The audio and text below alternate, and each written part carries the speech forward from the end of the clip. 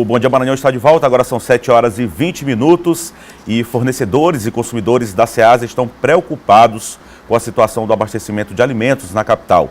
Com a greve dos caminhoneiros, desde a semana passada, grande parte dos alimentos que são vendidos no local estão comprometidos. Seu Hinaldo deveria estar repleto de bananas, mas a encomenda que ele fez na semana passada ficou presa na estrada e nunca chegou. Mas eu tenho que pagar meu fornecedor. Aí o custo é nosso aqui. Mercadoria, fruta principalmente tem que circular.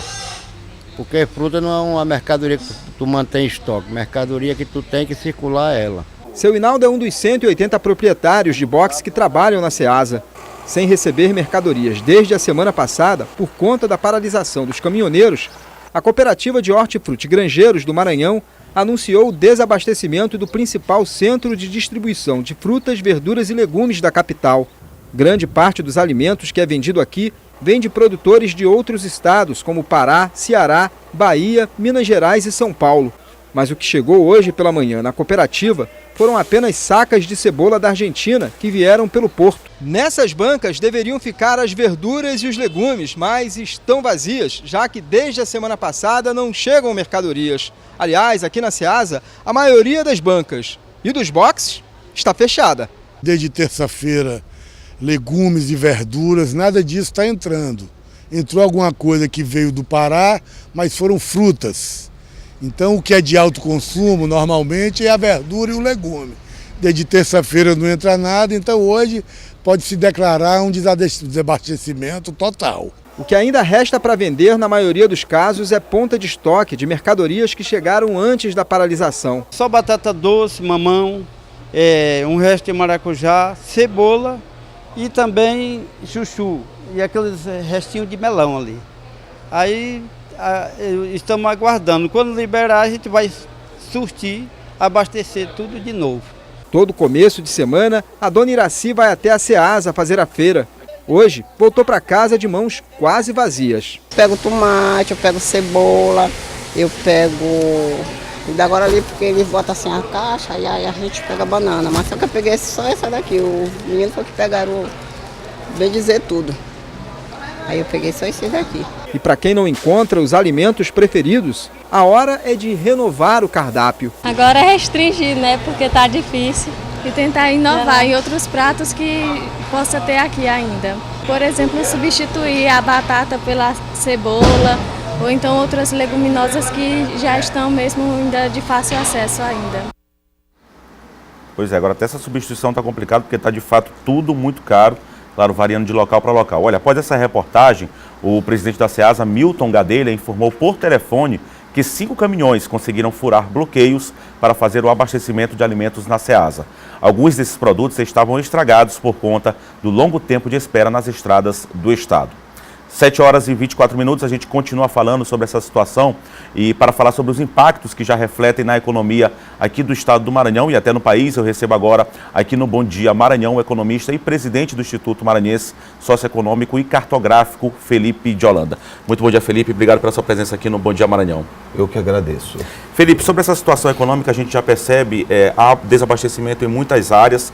Como é que você já acompanha essa situação, não daqui ao futuro, agora, presente?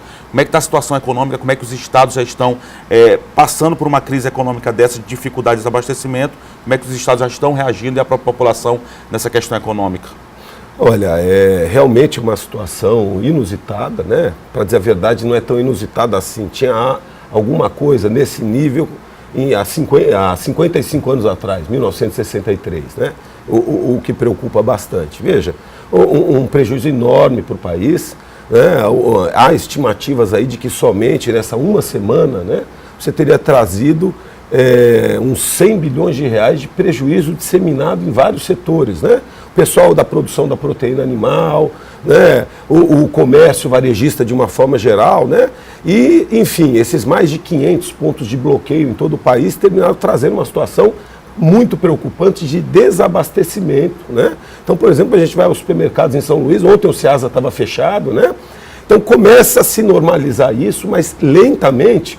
Agora, o maior problema em relação a isso é que o governo não tem garantia de que mesmo atendendo praticamente todas as reivindicações, com 0,46 46 centavos de diminuição no preço do combustível, com impacto fiscal bastante relevante, que o movimento não foi desmontado, né?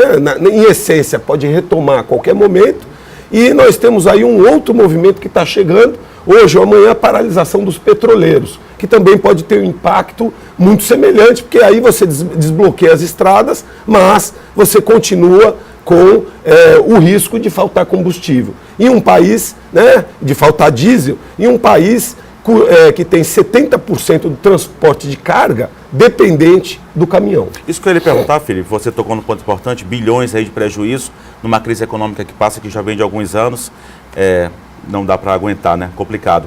Agora você falou num ponto importante, essa questão do escoamento. A gente depende muito do escoamento pelas rodovias. Não se trabalhou essa questão ferroviária, até com a utilização de rios, enfim, o mar, para poder fazer esse escoamento, esse transporte de mercadorias. Isso aí pode ser considerado um outro erro de gestão? Não, com certeza, mas não é de uma gestão, é um problema histórico, né? Desde a década de 30, né? Mais particularmente a partir da década de 50, que o Brasil investe excessivamente, né, na questão do transporte rodoviário, em detrimento do transporte ferroviário, do transporte hidroviário, não é isso que nós temos, né, pela natureza do território, e o transporte de cabotagem, né? Então é um erro que se acumula. No caso dessa crise especificamente, a gente tem alguns componentes. Primeiro, lá no momento em que a economia vinha bem, etc. e tal, e com um incentivo fiscal, houve uma enorme renovação da frota. Muita gente comprou caminhão, esperando uma situação que terminou virando completamente com a recessão.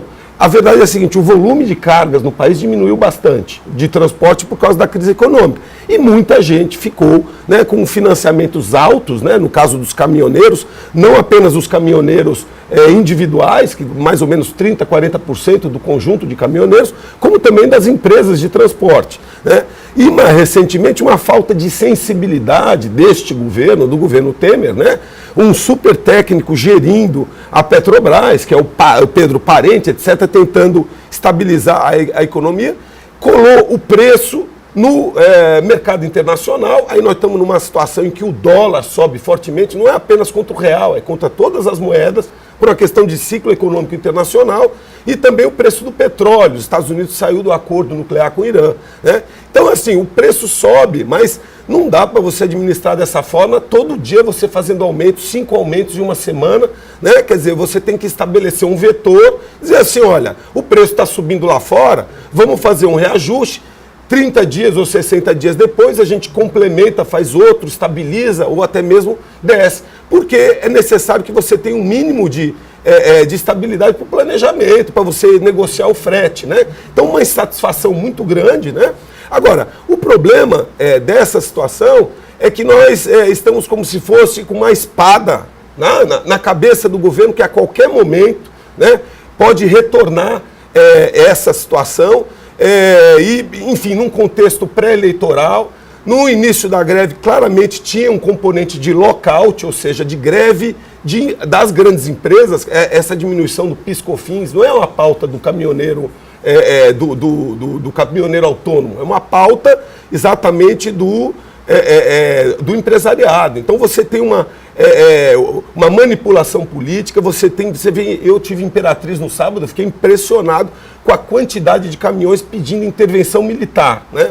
Então, uma coisa bastante complicada. Quer dizer, o que começou como, por exemplo, essa questão da variação do preço, do aumento do preço do combustível, diesel, gasolina, enfim, agora se transformou numa questão mais ampla. Combate à corrupção, algumas pessoas já pedindo a derrubada do presidente Temer. Tem uma insatisfação enorme, difusa na sociedade, que só aumenta com uma situação como essa. Claramente, o governo Temer não soube negociar, entendeu? Inicialmente ficou perdido, né? Depois tentou, né, percebeu que tinha ações de lockout, foi em cima das empresas, chamou o exército, né? Uma situação muito difícil, bloqueios muito grandes, né? E finalmente agora a Polícia Federal, né? Aqui no estado do Maranhão, né? E nós temos aqui no Itaqui, é o maior canal de importação de combustíveis do país. O governo teve uma atuação mais estratégica, chamou a Polícia Militar para poder garantir o escoamento das coisas básicas, como por exemplo, oxigênio para hospitais, né?